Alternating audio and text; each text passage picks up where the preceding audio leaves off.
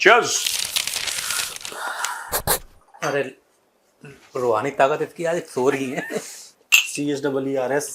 हाँ यार, बहुत ही बेहतरीन, बहुत ही बेहतरीन। सर आपका कल एक वीडियो था, आपने अरे मोदी जी चखने के चर्चा स्वागत है। स्वागत स्वागत चखने स्वागत। पे चर्चा में आपका बहुत बहुत स्वागत।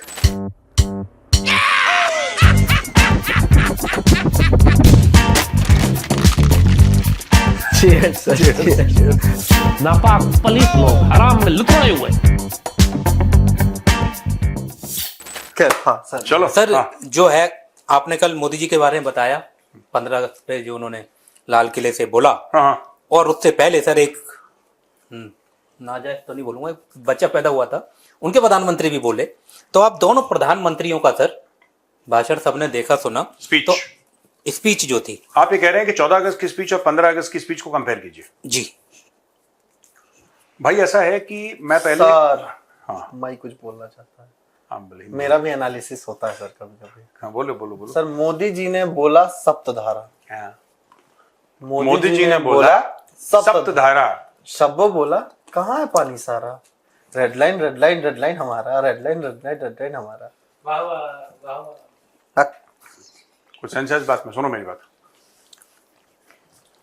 तो जो महेंद्र ने जैसा आपको बताया, 14 तारीख को पाकिस्तान में स्पीचेस हुई पाकिस्तान के राष्ट्रपति। तो जैसा इन्होंने पूछा महेंद्र ने कि कंपेयर करता हूं मैं दोनों को, तो जो मैं समझता हूं, अब हम इंडियंस हैं, हमारा एक सोचने का तरीका है, और जो पाकिस्तानी हैं उनका एक सोचने का तरीका है, और ये तरीका, इसमें बहुत जमीन आसमान का फर्क है। उनका तरीका उनके लिए अच्छा है, हमारा तरीका हमारे लिए अच्छा है। जैसे मोदी जी ने प्लान दिया था कल, अगर आपने नहीं देखा हो तो आप कल का वीडियो जरूर देखिएगा। सप्तधारा के बारे में उन्होंने बात करी थी, 7 चीजें बताई थी कि देश का डायरेक्शन जो है, और वो बात कर रहे हैं 2047 की। 2047 में भारत की स्वतंत्रता को पूरे 100 साल हो जाएंगे, आजादी को 100 साल हो जाएंगे। तो उन्होंने एक रोड मैप दिया कि भाई देश इन डायरेक्शंस में चलेगा, जिसमें उन्होंने क्लीन एनर्जी और ग्रीन एनर्जी की बात करी, उन्होंने मैन्युफैक्चरिंग की बात करी, उन्होंने इंफ्रास्ट्रक्चर और लॉजिस्टिक्स की बात करी, और उन्होंने कई सारी ऐसी चीजें बात करी, 7 पॉइंटर्स दिए, सॉफ्ट पावर की बात करी, डिफेंस मैन्युफैक्चरिंग की बात करी। He spoke about 7 things basically, मोटा मोटी, और सप्तधारा बोलते हैं इसको वो, यानी कि 7 धाराएं। पानी की धारा होती है ना, तो 7 सप्त यानी कि 7 धाराएं। तो ये तो मोदी जी ने बोला, और बड़ा अच्छा लगा सुन के, क्योंकि हर समय अच्छा लगता है कि हाँ देश किस डायरेक्शन में जा रहा है। उन्होंने रिपोर्ट कार्ड भी दिया कि हम यहाँ पे थे, मैन्युफैक्चरिंग अब यहाँ पे आ गई है, यहाँ पे हैं, यहाँ पे, अब इसको इंप्रूव करने के लिए हमें एक कॉम्प्रिहेंसिव विथ नंबर्स। क्योंकि जब आप पढ़ी लिखी कौम को आप एड्रेस करते हैं, पढ़े लिखे लोगों को एड्रेस करते हैं, तो लोग फिर, मैं सबूत तो नहीं बोलूंगा, लेकिन पीपल वांट नंबर्स। क्योंकि जिस चीज को आप क्वांटिफाई नहीं कर सकते, फिर उसमें आपने इंप्रूवमेंट करी, उसका सिर्फ कहने से तो नहीं होता ना। वी आर नॉट पाकिस्तानीज ना, जिनको आपने बोल दिया कि जिन्न आए थे और रूहानी ताकतें आई थी और फरिश्ते आए थे, और हम लोग बोलेंगे अरे वाह ये तो बहुत ही अच्छा काम हो गया। We are not like that. तो हमें तो डेटा पॉइंट्स चाहिए होते हैं। पाकिस्तानियों को बस जिन्न आया, फरिश्ते आए, उनको ये बोल दो तो उनके लिए बहुत बढ़िया है। अब उसके पहले आई थी शहबाज शरीफ की स्पीच और जरवारी की स्पीच। जरवारी साहब की साहब बोलना, बतखें पालते हैं, सफेद बतखें। तो जरवारी साहब की स्पीच, और ये बड़ा अजीब सा यार महेंद्र, बहुत अजीब सा। वो कहता है, शब्बो कह रहा है कि शब्बो एज प्राइम मिनिस्टर ना शुड हैव गिवन डायरेक्शन कि देखो पाकिस्तानी ऐसा है कि हमारी इकोनॉमी ऐसी है, हमें इसको स्टेबलाइज करना है, ऐसे ले जाना है। जो हम लोग लोन्स पे निर्भर हैं या ग्रांट्स पे निर्भर हैं, हमें पाकिस्तान की मैन्युफैक्चरिंग को ऐसा करना है कि हम ज्यादा कॉम्पिटिटिवली एक्सपोर्ट करें। नहीं, एक बात कहता हूं यार, लीडर का तो काम यही होता है ना कि कितनी भी रात काली हो, लोगों को मोटिवेट करना कि नहीं, सुबह आने वाली है, सवेरा आने वाला है, और इसलिए रात सबसे काली है। कहावत है ना, सुबह होने से पहले रात सबसे काली होती है। जब कोई उम्मीद नहीं होती तो वो रोशनी का पहली किरण होती है रोशनी की, वो लीडर का काम होता है। That is a true leader. आप डायरेक्शन तो दीजिए। पाकिस्तान की हालत खराब है, अच्छी है, वो बात की बात है, लीडरशिप यहां पे है ही नहीं जो डायरेक्शन दे रही है यार। तो जब मैंने देखा, आई वाज वेरी सरप्राइज्ड। मैंने बोला कि ये हमारी रेड लाइन है, हम इंडिया को ये कर देंगे, वो कर देंगे। अरे तुम्हें जो करना है तुम करो यार, ठीक है। और वो जरवारी क्या कह रहा था, अखंड भारत। हाँ, वो अखंड भारत के पीछे पड़ गया। जरवारी वो कह रहा है कि हिंदू अखंड भारत नहीं बना। अरे यार ये लोग ऐसी बेवकूफी की बातें क्यों करते हैं? फिर तुम बनाओ कुछ। एक बिल्डिंग सी पे हरी सी लाइट मार दी, तो और नहीं नहीं मैं सामने देश कर रहा था, कुछ तो लिखा आएगा, कुछ तो देंगे समाज को, अपने देशवासियों को कुछ तो देंगे। एक बिल्डिंग पे हरी सी लाइट। तो पाकिस्तान में यूथ बल्ज बहुत है ना, यंग पॉपुलेशन है पाकिस्तान की। वो जो यंग पॉपुलेशन है, आपको उनको डायरेक्शन देना है, आपको उम्मीद देनी है, वरना ये जो अगर यंग पॉपुलेशन को आपने डायरेक्शन नहीं दिया तो फिर उल्टे सीधे काम करेंगे, 10 किस्म के उल्टे सीधे काम करेंगे। कोई हथियार उठाएगा, कोई फटेगा, कोई दाएं बाएं ऐसी चीजें करेगा। भाई आपको यूथ को आपको कुछ तो बताना है कि स्मॉल स्केल इंडस्ट्रीज हैं, हम इस तरीके से सेटअप करना चाहते हैं। सरकार ने यह बोला है कि माइक्रो लोन्स जैसे हैं, माइक्रो लोन्स, हम छोटे छोटे लोन, किसी को अपना छोटा काम शुरू करना है, किसी को छोटी चीज शुरू करनी है, 1 लाख 2 लाख रुपए के 3 लाख रुपए के हमने छोटे माइनर लोन्स दे दिए, और आप ये बिना इंटरेस्ट के है, आप कोई सूद नहीं लगेगा इसमें, आप वैसे ही वापस करो, लेकिन आप अपना बिजनेस शुरू करो या आप कुछ करो, ये छोटी चीज बनाओ।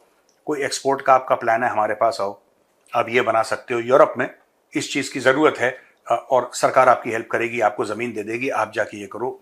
ये सब इंडिया वालों का काम है, छोटा मोटा, ये जिहाद, ये सब पाकिस्तानियों का काम है। 40% उसने मुनीर का नाम लिया है, मुनीर के ही काम गिनवा देता। जनसंख्या ये रोकेंगे, सफेद सालार, और वायुमंडल का भी ये देखेंगे, जलवायु का भी, कितना बाढ़ का भी वो देखेगा, जनसंख्या, हर जो ओवर चीज है उसको ये रोकेंगे, जनसंख्या को जो जिन्ना जा रहा है, जिन्ना वन ऊपर, उसको भी यही उड़ाएंगे फूंक के, सब यही करेंगे। बहुत बुरे हाल। लेकिन सर ये एक बात बता रहा हूँ सर, अपने ऑफिस में हमने केवल साजिशी वो किए हुए हैं। कल मेरा यहाँ पे पाकिस्तान वाली रेडलाइन आ गई थी थोड़ी सी कट के कारण, ये जो अपना एडमिन वाला है सर, तुरंत सर इसने कॉटन से वो रेडलाइन हटा के और इसमें बैंडेज मार दिया, तो रेडलाइन लंबी दिखती ना थोड़ी देर। साजिशी है सब, ये सब पूरे ऑफिस में तो साजिशी। गलत लोग है ना, गलत लोग वाले सब। वो तुम्हारी रेडलाइन थी यहाँ पे। आपने आईपीएल में सर वो सेरेमनी देखी होगी, ओपनिंग में या एंडिंग में जो होती है, या वर्ल्ड कप में जो होती है, वो इससे ज्यादा डेकोरेट करते हैं। इन्होंने तो पता नहीं क्या 4-5 एक स्टेज सी लगाई, इस पे आए गड़े हुए, एक हरी सी बिल्डिंग पे हरा सा कलर मार के, पता नहीं क्या। तो मैं तो ये कह रहा हूँ कि आपने नहीं खर्चा करा पैसा, वो अलग चीज है, दैट्स ओके यार। आपको सिंपल करना है, सिंपल करो, हरी लाइट मारनी है, पीली लाइट मारनी है, जौन सी लाइट मारनी है मारो, लेकिन कहीं है। मुझे सर शहबाज जैसे बोलता है ना, तो याद आता है जब हम लोग स्कूल में बोलते थे ना, 15-15 अगस्त की स्पीच देते थे, अब जोश में इसे सहवाल लगता है। नहीं, बट मुझे एक बात समझ में नहीं आई यार, नीचे से पैर कांप रहे होते। पाकिस्तानी जो बच्चे हैं, जो यूथ है पाकिस्तान का, बहुत ज्यादा यूथ बल्ज है पाकिस्तान का ना। पाकिस्तान की पॉपुलेशन का जो परसेंटेज है, people who are under 20 are too much. आपने ना कोई उनकी कोचिंग, ना उनकी काउंसलिंग, ना कोई आपने ये बताया कि हमारी एजुकेशन की पॉलिसी होगी, ये हमारी रेड लाइन है, इससे हम जिहाद करेंगे, वो अखंड भारत बना रहा है, हम हिंदुओं को ये कर देंगे। अजीब पागल लोग हैं यार। इनको ज्यादा मोटिवेट भी नहीं कर सकते, पता चले घड़ी में ही बना दिया सर। लेकिन इसी बटन से टिकटॉक डम। आपने कहा कि उनकी ज्यादातर पॉपुलेशन यूथ है, तो जो थोड़े बड़े हो गए, पैसा कमा लिए, बाहर निकल गए ना, जैसे यूथ यही फंसा पड़ा हुआ है। हाँ, जिसका बस चलता है वो निकलता है पाकिस्तान से। नहीं खैर कोई बात नहीं। ये सर एक वो है वहाँ की, अतहर काजमी करके पत्रकार है। अतहर काजमी? हाँ हाँ है। उनका कहना है कि पाकिस्तान, वो तो बाहर रह रहे हैं, लंदन में रहते हैं अतहर काजमी। अच्छा, तो वो तो न्यूज एंकरिंग कर रहे हैं बैठ के, जो मैंने देखा है वीडियो में। लेकिन उन्होंने जो बात कही है, इस बात से ये पुख्ता सबूत है सर देखने की जरूरत नहीं है। उन्होंने जो बात कही, इससे ये मैं तो गूगल कर रहा हूँ यार। उन्होंने कहा है कि पाकिस्तान में जो बड़े बड़े लोग हैं, वो लोग लाव लश्कर लेके चलते हैं, और नॉर्वे का एक मिनिस्टर आता है, विदेश मंत्री आ रहा है, वो एक कमर्शियल फ्लाइट से आता है, और उसके बाद वो आके देश के लिए यहाँ पे वजीर खारजा ही होता है ना विदेश मंत्री। सब फिलो तोड़ दिए भाई। अरे मैं लिख के लाता हूँ ना, इसलिए मैं ऐसे शब्द में सीख रहा हूँ। तो वजीर खारजा आया, और वो आके यहाँ पे कमर्शियल फ्लाइट से आया, और यहाँ पे आके मीटिंग्स कर रहा है। हाँ। हमारे यहाँ तो सब लोग, हमारे यहाँ आर्मी चीफ भी अपना पर्सनल प्राइवेट जेट मंगवा ले रहा हमारे लिए, एक खरीद के दो सरकार। एक तरफ ये पाकिस्तान की आवाम की हालत है, दूसरी तरफ अगर आप हुक्मरानों के प्रोटोकॉल देखें, हुक्मरानों का लाइफस्टाइल देखें, तो अनफॉर्चुनेटली लगता ही नहीं है कि जो हुक्मरान अशराफिया है वो इस आवाम के हुक्मरान हैं। जिस आवाम को खुराक मुनासिब नहीं मिलती, जिसको तालीम की सहूलत किस हद तक मिलती है, सेहत की सहूलत किस हद तक मिलती है, वो सारी चीजें हमारे सामने। आज हमने देखा कि नॉर्वे, जिसका शुमार दुनिया के अमीर तरीन ममालिक में होता है, उसके वजीर खारजा पाकिस्तान तशरीफ लाए। वो कमर्शियल फ्लाइट पे आए हैं, अपना सामान उन्होंने खुद पकड़ा हुआ था। लेकिन यहां पे हमारे हुक्मरान जो हैं वो जिधर भी जाते हैं, प्राइवेट जहाज उनके साथ जाते हैं, पता नहीं कौन कौन उनके साथ जाता है, और उनसे पूछो तो वो कहते हैं हाँ भाई लिया जहाज। भाई ये हालत है हमारी, 1,00,000 अरब का कर्जा है हम पे, 1300 बच्चे हमारे रोज मर जाते हैं खुराक ना होने की वजह से। देखो ऐसा है, मैं एक बात बताता हूँ आपको सर, इट ऑल डिपेंड्स यार, सब चीज डिपेंड करती है आप कितना अफोर्ड कर सकते हैं, आप करिए। अगर पाकिस्तान को लगता है कि वो अफोर्ड कर सकता है, ठीक है, कि एक जेट में मुनीर गया, पीछे वाले जेट में मुनीर का लगेज आया, आप वो भी कर लो।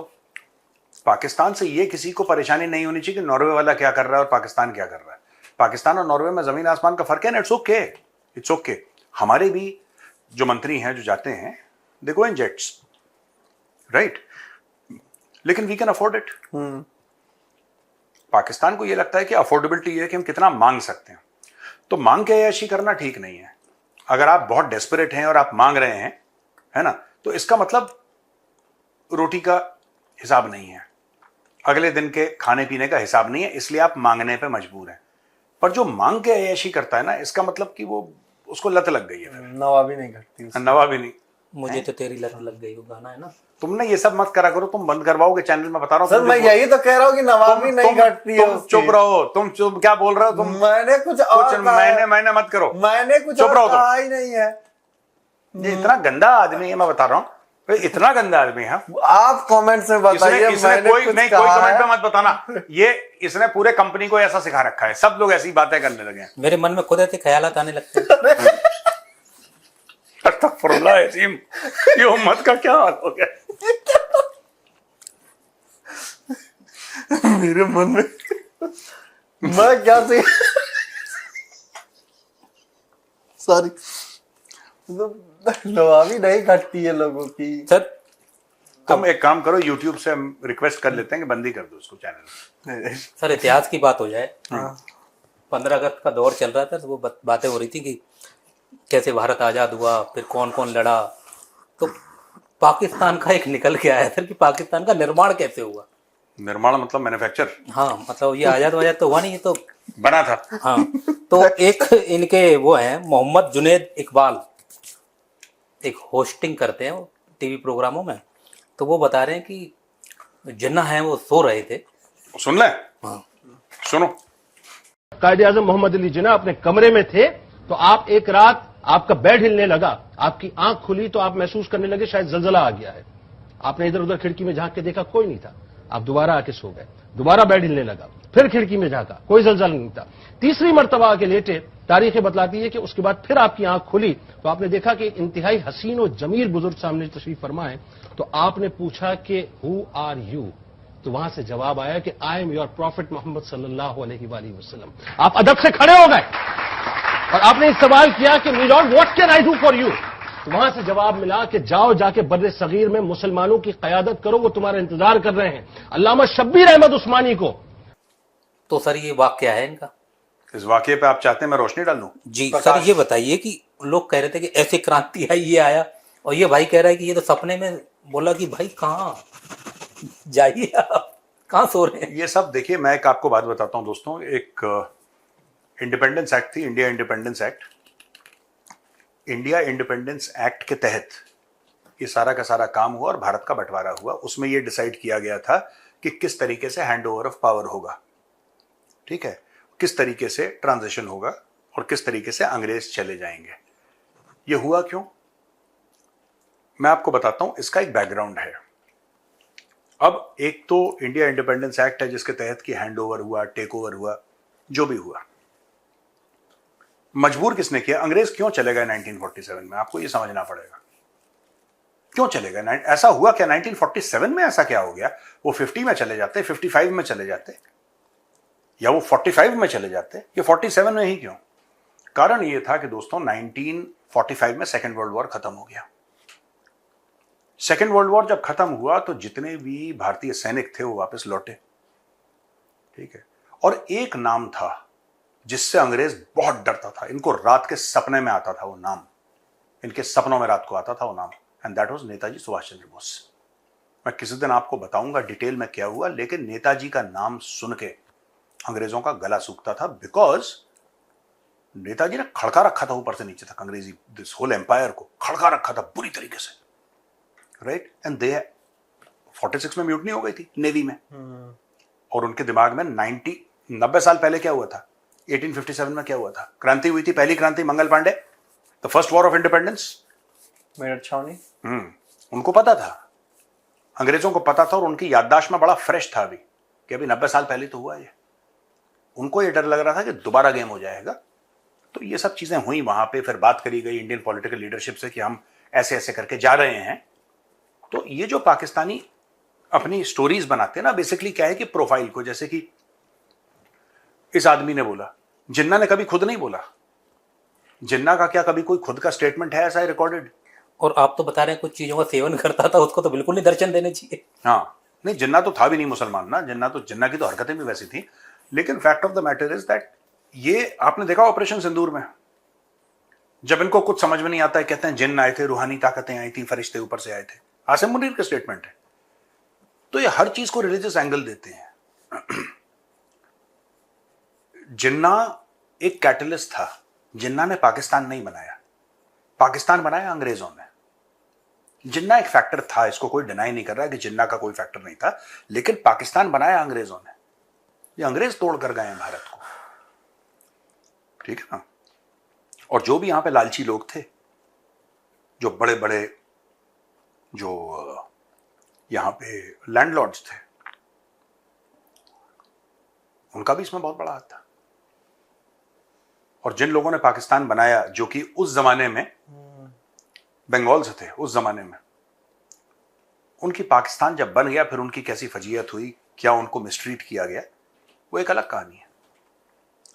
चलिए और बताइए। खैर से जिन्ना विन्ना को लेके क्या ही बोलना, पर वो मुल्क जिसको बाबाए कौम बना के छोड़ा, जिसको मरने के लिए एम्बुलेंस में सड़क के किनारे छोड़ दिया।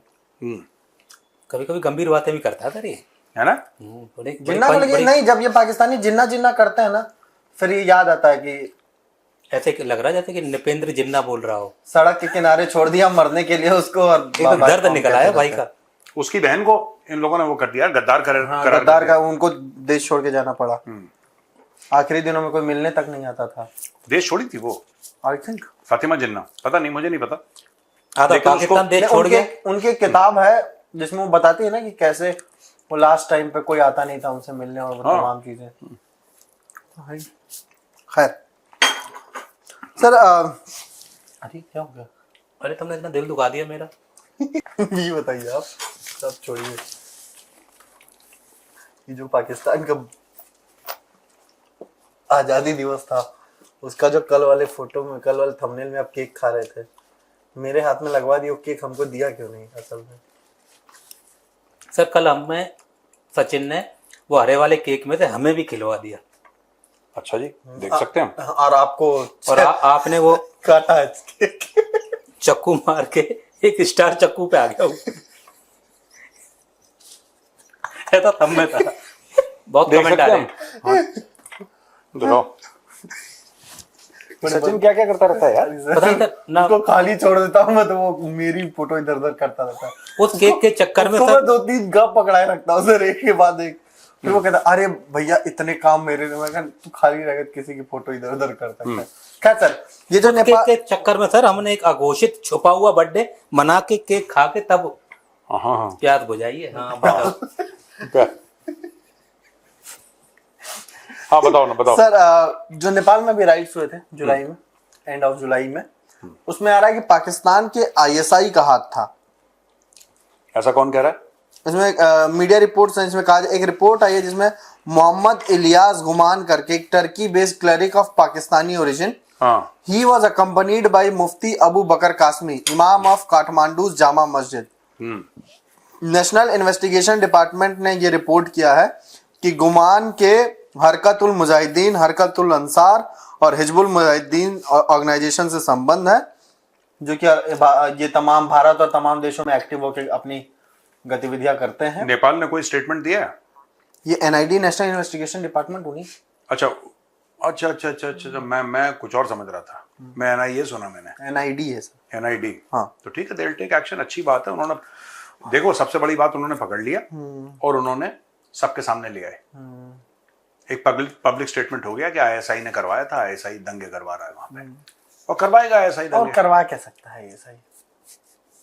ISI अपने मुल्क को कभी नहीं बचा पाया। यही ISI चुपचाप बैठी थी, सत्तू पी के सो रही थी जब पाकिस्तान के 2 टुकड़े हुए। BLA वाला अटैक करता है, ISI को पता नहीं लगता। ठीक है, TTP वाला अटैक करता है, इनकी पूरी की पूरी जो पोस्ट है उसको उड़ा देता है TTP वाला, और वापस लोग पकड़ के ले जाता है रस्सी बांध के अफगानिस्तान के अंदर, तब ISI को पता नहीं लगता। इनके फौज वालों को 10-10 हजार रुपया देख छोड़ भी देता है। हाँ, तो ये सब के सब ISI वालों को पता नहीं लगता। ISI वालों को ये पता लगता है कि ईरान में क्या चल रहा है, और ये एक्चुअली वो इतने फोकस्ड है सर, हाँ, बियॉन्ड द बॉर्डर्स जाके इनसाइड द बॉर्डर वो ध्यान ही नहीं दे पा रहे हैं। अगर पूरा लेखा जोखा निकाला जाएगा ना, तो इनके भी बंदे बाहर गए होंगे, लौट के नहीं आए होंगे बाकी पाकिस्तान वापस। ऐसा ही क्या? ये तो भागने की तराक में रहते हैं। कुछ ऑपरेटिव बन के मान लो फिराक में, या भागने की तराक में रहते हैं। ये कोई नया वर्ड इन्वेंट करा है? 2 शब्दों का मिलन हो गया था, तो वो क्या तराक बोल दिया बोला। तो ये भी सर भाग जाते होंगे, हो सकता है कि ये गए हो, सरकारी ड्यूटी पे गए। जाओ अमेरिका में तुम हाँ, खुफिया वो गायब। करना, और जाके CIA वाले को बोला कि भैया देखिए, तो बोलो चल ले $500 तक। हाँ, ऐश कर।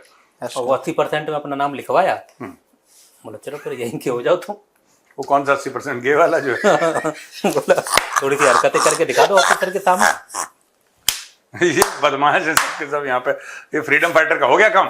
चलते हैं सर। चलो ठीक है भैया, हम चलते हैं। राम राम। राम राम। जय श्री राम।